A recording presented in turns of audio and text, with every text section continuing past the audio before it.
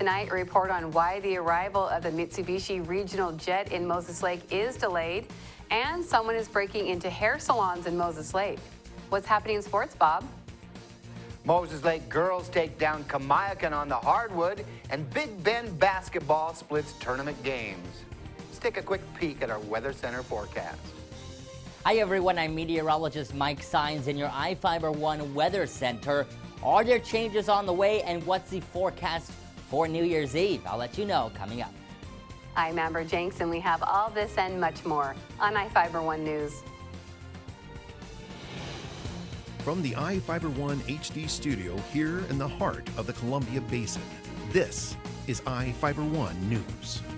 Your #1 source for local news, sports headlines, and our very own Weather Center forecast covering the entire Columbia Basin. This is iFIBER 1 News, and it starts now.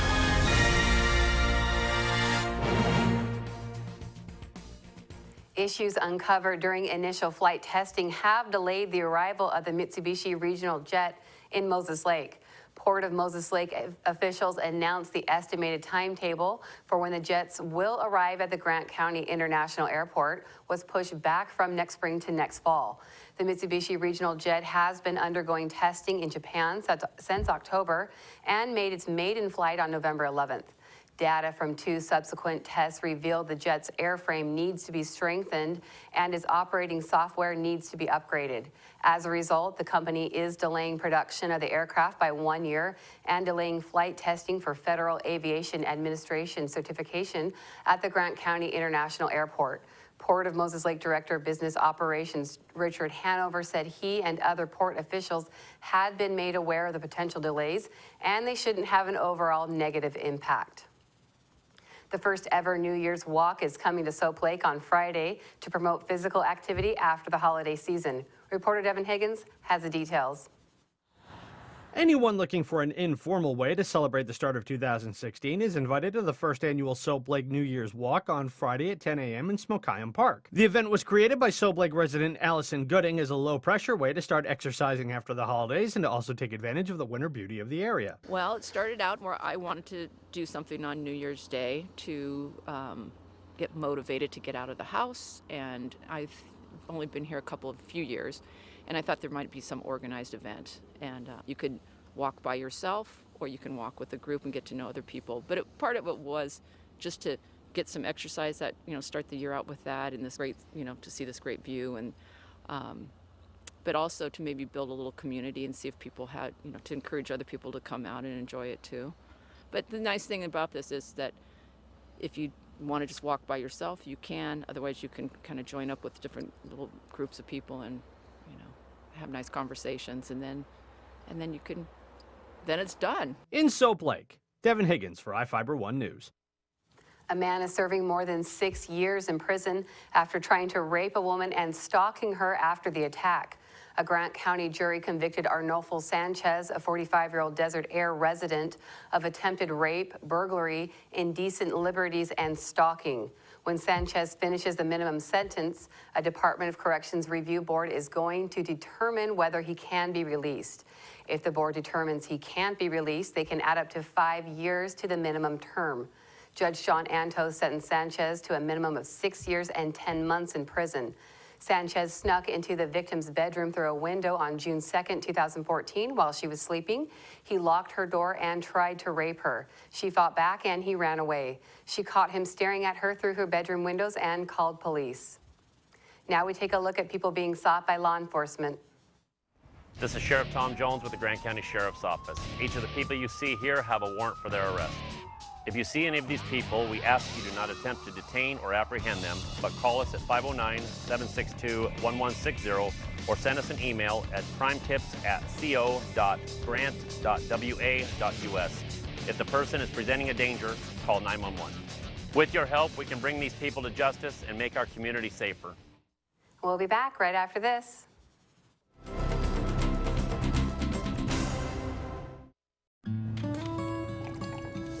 When the cold rolls in, it's time to turn on the heater and cozy up with a book. But turning up the heat can mean higher electric bills. And for some families in tough times, that could mean choosing between a warm meal or a warm house. For decades, people like you have extended a hand to help local families in need pay those winter electric bills. Share the warmth this winter to help keep your neighbor warm by giving a little when you pay your Grant PUD bill.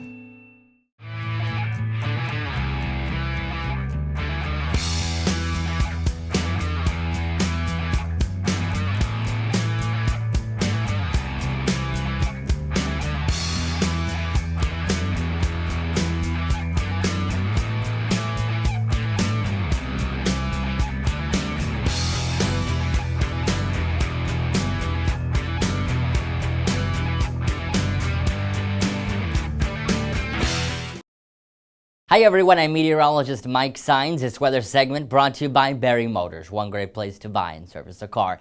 Taking a look at your weather headlines for the first start of the week of 2016, it's going to be very chilly. We still do have stable air in place. That's why air quality is not going to look to get any better within the upcoming time frame. And our last weather headline, more areas of overnight morning ice fog could still develop, so just be cautious of that when you're on the roadways. Taking a look at our almanac for us here in Ephrata, you can see we reached a low right around into the 20s, 21 to be exact, and sunset for us right around 4:16 with nothing in the way of precip. As far as Moses Lake goes, they reached a low of 16 degrees. The record low for them, though, was set back in 1968 of negative 21 degrees. It's very cold. Nothing in the way of precip, and the sunset for them right around 6. As we take a look, temperatures have rebounded right into the 18-degree mark, so chilly still. Nothing in the way of cloud cover. We're very clear. Almanac, or rather Futurecast model, is showing, as we take a quick look here, zooming in, cloud cover still out towards the eastern portions of our viewing area. This is actually going to burn on out. We're going to start to see a more stable atmosphere. You can see the clock still moving, but the weather condition, it's staying very, very stable. We have a stable air mass in place. We are still going to have humidity off of the Gulf, and humidity is obviously still going to be coming in. Ice formation could still form, though, throughout the morning time frames when you have the dew point so close to the temperature. That's when that fog could develop. However, nothing in the way of big rainstorms. But because we do have that slight chance to see possible formation of ice, remember, call 511. Great resource. It'll have everything in the way of road closures to if this road's closed.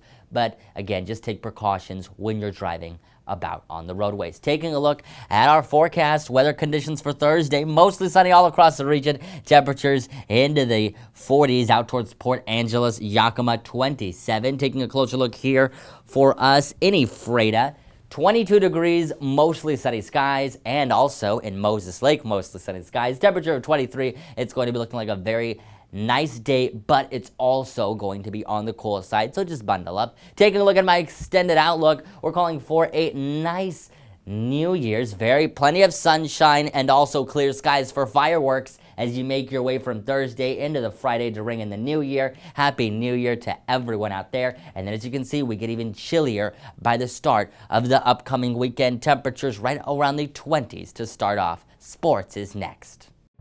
To save some energy, I've used Einstein's mass energy equivalents to design the haptic suits you see in front of you.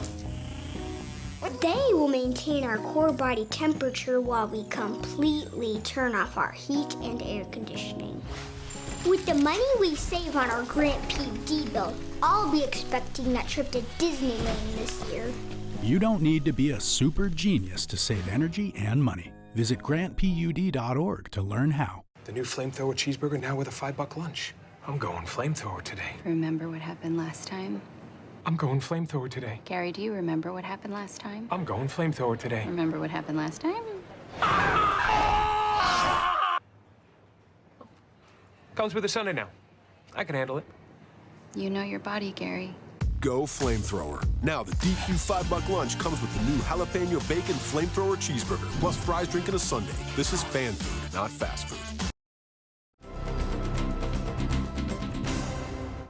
4 players scored in double figures, and the Chiefs rolled over Kamiakin 78-39 in Moses Lake last night. Jamie Loetta, returning to the court for the first time since going through concussion protocol, led the Chiefs' attack with 24 points. Gonzaga-bound Jesse Loetta knocked down 14. Abby Rathbun hit for 12, and Maggie Strom added 11 points off the bench. Moses Lake had little resistance from the Braves, who made the trek up from Kennewick, leading 19-9 at the end of the first quarter. Strom knocked down 3 trays in the first 4 minutes of the second quarter, and the Chiefs took a 40-16 lead into the locker room at the break. Moses Lake continued to play shutdown defense with Jamie and company, holding Kamiakin's leading scorer, Omi Tori, to just 2 points in the contest. Moses Lake moves to 10-0 with the non-league win.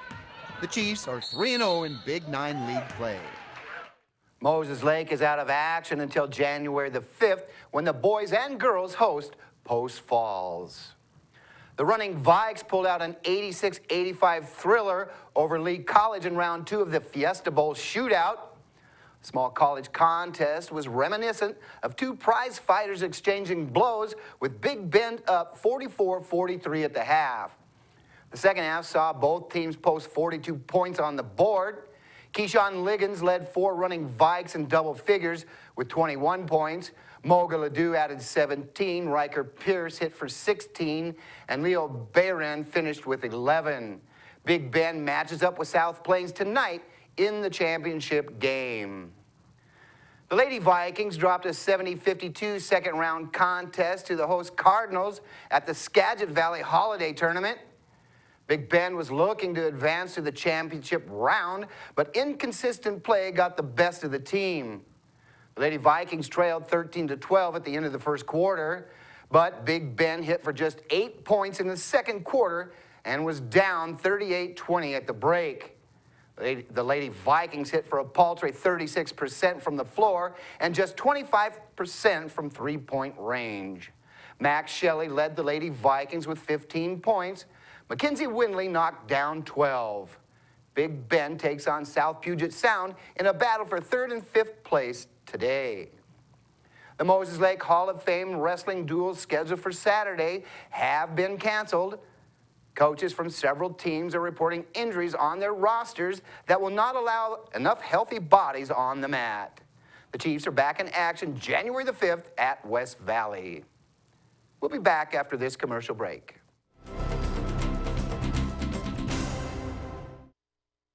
You don't have to drive to Seattle for exceptional cancer care.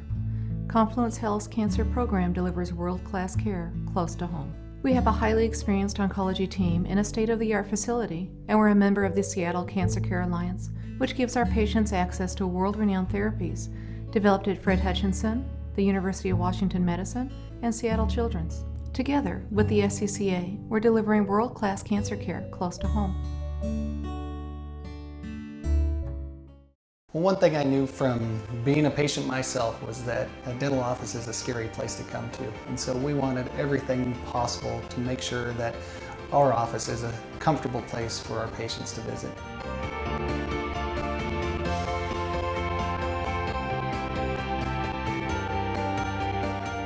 The patients that I have, my clients, have made me a part of this community, and we want to give back in every way possible.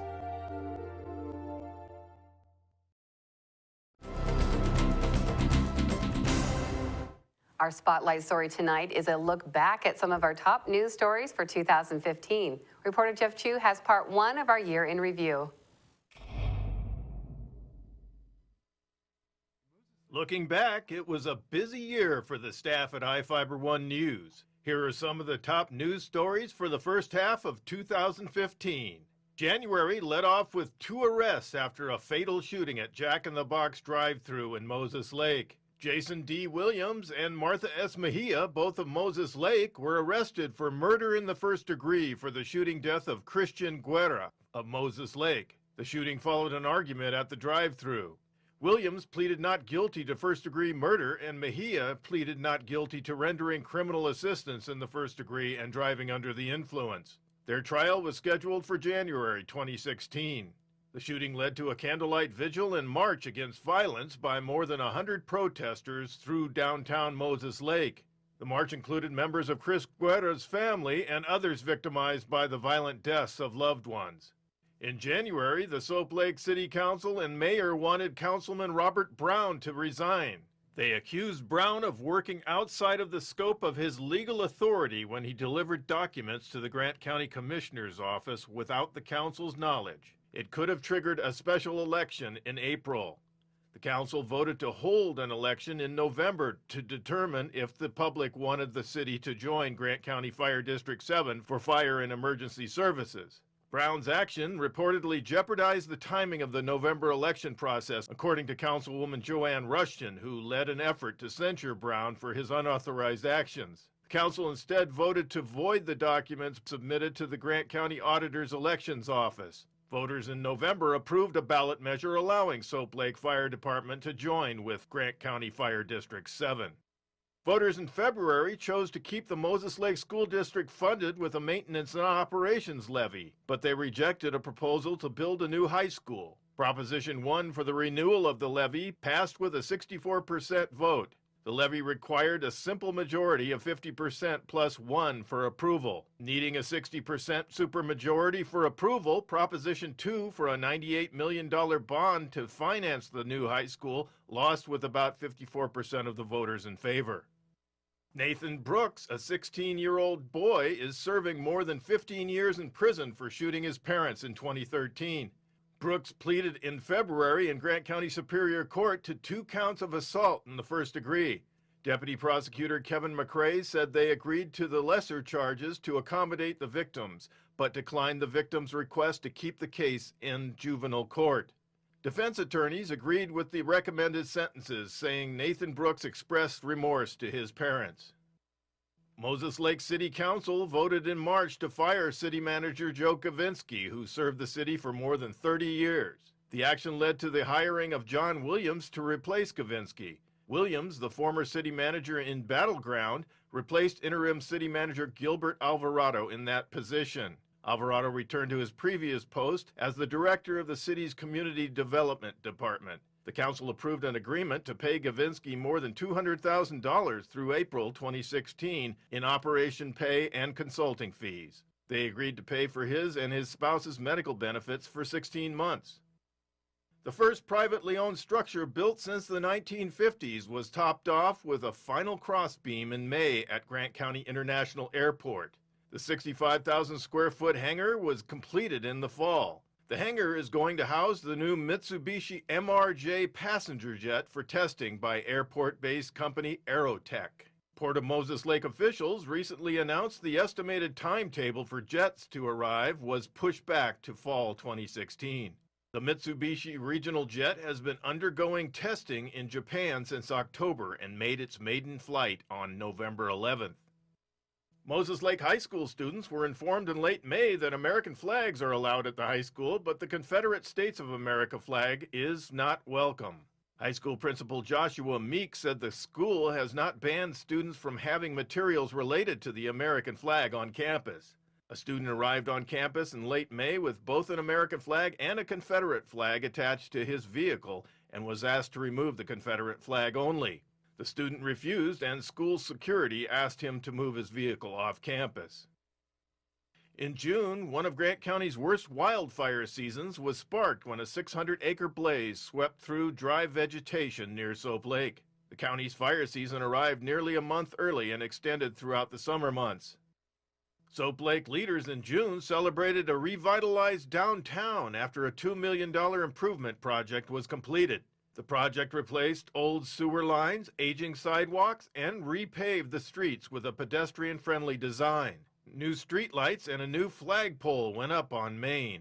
Volunteers planted new landscaping along the walkways. The project inadvertently ended Soap Lake's participation in soapbox derbies.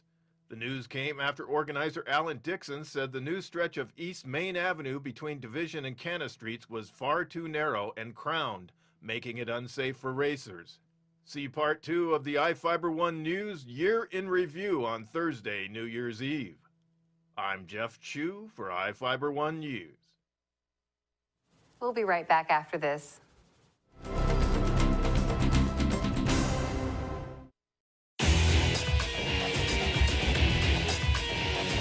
We are real students, and this really is our college. My dream will change the outcome of my life. My college is allowing me to achieve my dream. My dream is to be a pilot. My dream is to be a nurse. Only you can determine your dream. Big Bend will help you get there. What's your dream?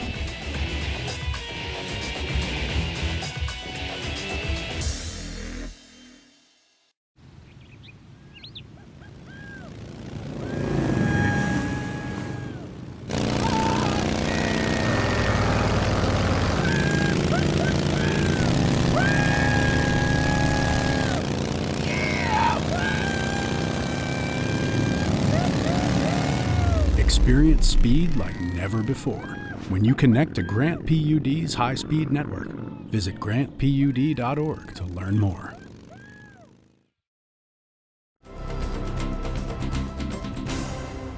Welcome back. Big Bend Community College received $30,000 to help students at early childhood education. The Early Achievers Scholarships provide financial help for tuition, books, and student support.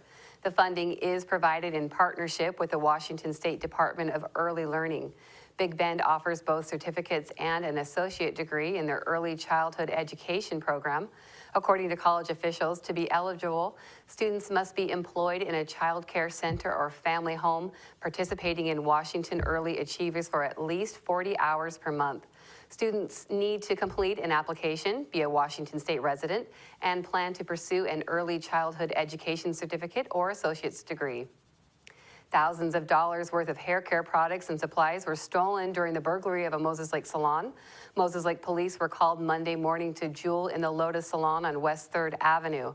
The owner found someone had forced open the back door. The owner told iFIBER 1 News nearly $20,000 in products, supplies, and hair care tools were stolen. Police have not identified a suspect or found any witnesses. Police are investigating at least 2 past burglaries of other salons and are working to determine if there is a connection. Anyone with information is asked to call the Moses Lake Police at 509-764-3887.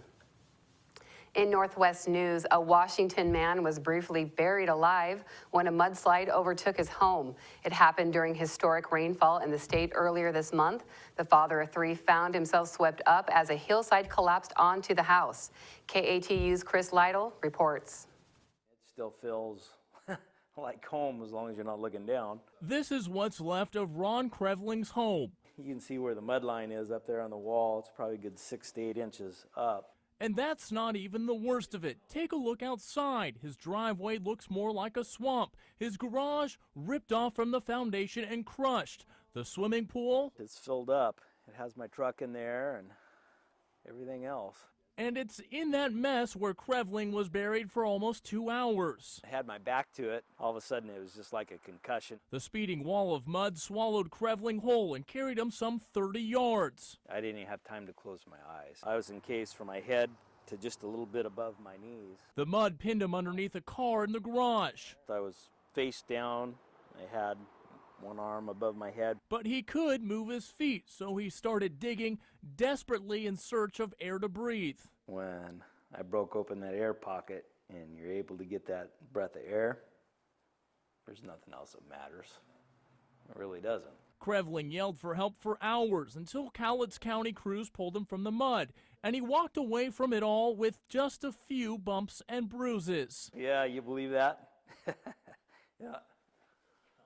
Yeah, a couple stitches. And one heck of a story. I'm glad nobody else was here with me or no one else was hurt. That's going to do it for us here at iFIBER 1 News. We want to thank you for watching, and we'll see you again tomorrow.